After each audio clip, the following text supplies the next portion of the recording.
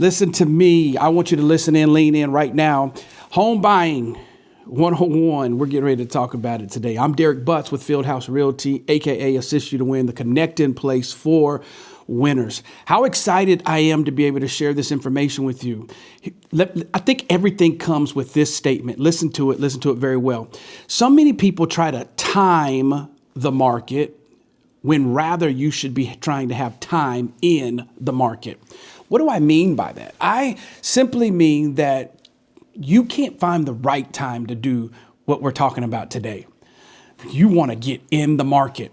Well, Derek, the interest rates are high. Okay, you need to get in the market. The price points seem to be, you need to get in the market. I just really can't find the ideal. You need to get in the market. I'm telling you today, it is more important for you to be in the market of real estate than trying to time the market of real estate. I think it's easy for us to understand. I remember jump roping as a little child, right? As I got older, not only did you have one jump rope, you would have two jump ropes. And before you could just jump right in, you had to time when were you going to jump in. That was called double dutch. And so as the ropes were turning, you would time when you were going to jump in. I'm telling you right now, stop trying to time when you're going to jump into the market. Now is greater than later. I want to tell you that again. Now, listen to me. Now is greater than later. This is the time for you to be in the market. And today I'm going to tell you why. So first, let's talk about the first-time home buyers. And then in a second, I'm going to talk about my upgrade or downsize individuals. First-time home buyers. Write down what you're paying in rent. If it's not free, lean in, listen in, and lock in. That number that you just wrote down, $800, $1,200, $1,700, $2,000, right? And the number keeps going on and on. Whatever that number is, write that number down. Now I want you to times that number by 12. That's a big number. That number is going to what? If you're renting, it's going to the apartment complex. If you're renting, it's going to the landlord. If you're renting, the only thing you get for that number is a place to live. Yes, you need a place to live, but it's not doing anything for you. And that's the reason why our mission now is in full effect, which is real simple. It's 3 words: no more renting. The reason why is because it's been a proven fact that those that purchase live on a higher plane. Those that purchase, their kids have a different feeling as they grow up. Those that purchase position themselves to do so many other things just by purchasing a home. So today I want to tell you, don't time the market. Let's get in the market. 3 things that we're going to focus on. Number 1, it's the most important thing that you can do, and that is, let's find out your buying power. Remember that term, buying power. That term is your pre-approval. There was a time when it was hard for us to get pre-approved. I'm glad that right now, for first-time home buyers, they've loosened the lending requirements in order for us to buy a home. Now, let me go back real quick. It's 2026 now. I remember when COVID happened, I was between some things. I was in the automotive space, but I was at a time where I was launching a business. And during that time of COVID, it shut down the business in which I was doing because I was traveling and I was speaking and I was coaching and I was mentoring people. And COVID made me have to take everything online, and it took away the travel. What am I saying? It caused my credit to take a ding because at that period, I was playing pick 3 with my credit because I wasn't making the same money as I normally was making, right? We had a house. We at the time had 3 cars. We had different other bills that we were paying, but I was at a place where I had to pull from savings, and then I had to pull from my 401k because I was in a pivot and I couldn't find that job like I had before because they were in a hiring freeze. I'm telling you right now, though, that does not stop you from buying. I love this statement. Credit is just a snapshot of today, which means if your credit is not the best, It's okay. The lending requirements used to make it where you had to have 680 or higher to buy a home. Now they've loosened the lending requirements. 640, 620, 600, 580. There are people in the 500s that are getting approved for homes every single day. So one, the credit requirements have loosened. That's good news. So you can't tell me you're not buying because, Derek, my credit is not what I want it to be. It's okay. No judgment zone. I've been there. I got t-shirts, suits, right? All kind of stuff. I understand. So don't let the excuse of your credit keep you from buying a home. Number two, the second reason why most people don't buy a home is they may have money to pay first month rent. They may have money to pay first and last month rent. That's why they go rent. But many people don't buy a home because one, their credit, but two, they just don't have the down payment. They don't have the money to be able to put all that money down at one time. Well, here's good news. Last Sunday, I was playing golf with my buddy, John Muhammad, and he shared with me that right now there's up to $20,000 in down payment assistance. That's a grant.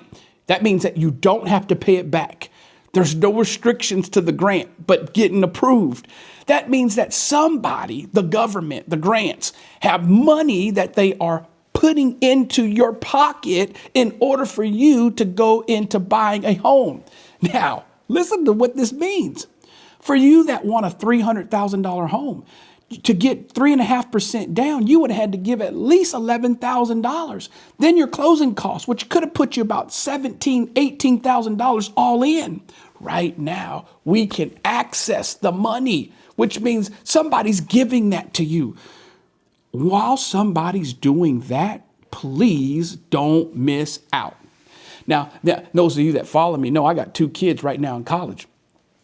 One kid went 2 years for free playing baseball. He went to Eastern Arizona in Thatcher, Arizona. Do you know where Thatcher is?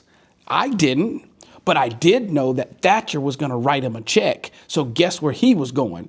To where the check was being written. He went there for 2 years because it was free money. I'm telling you right now, there's free money available to you right now. Come on, free money. You got to tap in. Let's go get it. Up to $20,000, which means you can buy almost a $600,000 house with them giving you the down payment. Yeah, I know you got a good job. I know you can make the payment. I know. But you didn't have the credit. They've loosened the lending requirements. You didn't have the down payment. We have access to the down payment. So then what next, Derek? Okay, what next is you got to decide now is greater than later. Let's do it right now. All right. So what do we do when you access a person like myself to help you buy this house? Well, let me tell you, I'm going to always focus on my process is simple and seamless. Whatever you're doing right now, you're at the ball fields, you got to work, you got to go to church. My job when I come and connect with you is for you to keep doing you to keep living life, and for me to come alongside and listen to your wants and needs and help facilitate that. We'll give you as much information as you need, or we will do as much as you want us to do. We will work with you. We'll communicate by phone or text or email, however you want to flow. That's simple and seamless. But here's what I'm going to tell you. Number one, the first thing we're going to do is we're going to find out our buying power. Yeah, if you're taking notes, write that down. Buying power. It's very important for us to do that when shopping for a home. Buying power says we're going to get you pre-approved for a dollar amount. That this dollar amount, you're going to be able to buy a home based on your credit, based on your income, based on your job time. This is the amount, your debt to income. This is the amount that the banks is going to allow you to borrow. Now, don't get nervous. Just because you have the amount doesn't mean we need to spend the amount. Okay, go back to college days. Y'all remember if you went off to college, you remember that as soon as you got to college, you got checked in, your parents left you there. The next thing that would happen is the credit card people would hit you. They would give you a free t-shirt if you would fill out this application. They gave you a mug. They would tell you they got some gift for you to fill out the credit application. And then they would get you approved for like $500. Well, most people, the amount that they got approved for, they went and spent that amount. That's called maxing out the approval. We don't want you to do that. Buying power says you may be approved for $500,000. But number two, your budget says I only need to spend $425. So the first thing we do is we get our buying power. That's how much we can spend. Secondly, we set up our budget, how much we should spend. I want to say that again. First, we get our buying power, how much we can spend. Second, we set up our budget, how much we should spend. Now, notice we haven't started shopping yet. And the reason why is because I don't want you to fall in love with a home that we can't afford. That's the worst thing in the world. I remember when my wife and I were buying our first home, a guy named Tommy Jones gave me some real good wisdom. He said, Derek, won't you let me show you exactly what you can buy first? Because the last thing you want to do is take her to the place that you're shopping for the house and they go through all the numbers and she starts falling in love with something that you can't write the check for. You're not going to feel good. And he was so right. And I remember getting pre-approved first, and then we went to go spend the money. And I tell you, it's the same thing today. If you do it this way, now you know what you can buy, your buying power. You know your budget says what you should buy. And then the third thing we do is we begin shopping. Because here's what I can promise you. There is a home for every budget. There's a home for every budget. So with that being said, that we can find a home. Remember, we started this whole thing off with when you're in your apartment, you're in your rental, you're many times spending for less than you're going to spend when you actually buy. Here's some advantages. Your tax benefits happen. The mindset of you as well as your kids and your family change when you're in a home, right? Number three, right? Not only your tax, not only this, but it's a backdoor savings account. For years, I've been telling people this. Home buying, my father-in-law's told me, my mother told me, it's a backdoor savings account because I've seen my family buy a house and then 5 years down the road, sell the house because homes appreciate, cars depreciate. It's rare that you buy a car and you actually get money back from buying the car. It's very rare. A lot of times we have what? Negative equity. But when you buy a home, when you get ready to sell the home you buy, most of the times you make money. That's why I tell you it's a backdoor savings account, right? All the money that you spend in there, it's going to ultimately benefit you because you are investing in your property. So again, number one, we're going to get our buying power. That's our pre-approval. Remember, that's what you can buy. Number two, we are going to now set our budget. That's what we should buy. Just because we can buy it doesn't mean we're going to buy it. We don't want you to max yourself out. Why? Because this is a blessing to be able to buy. It should not stress you, right?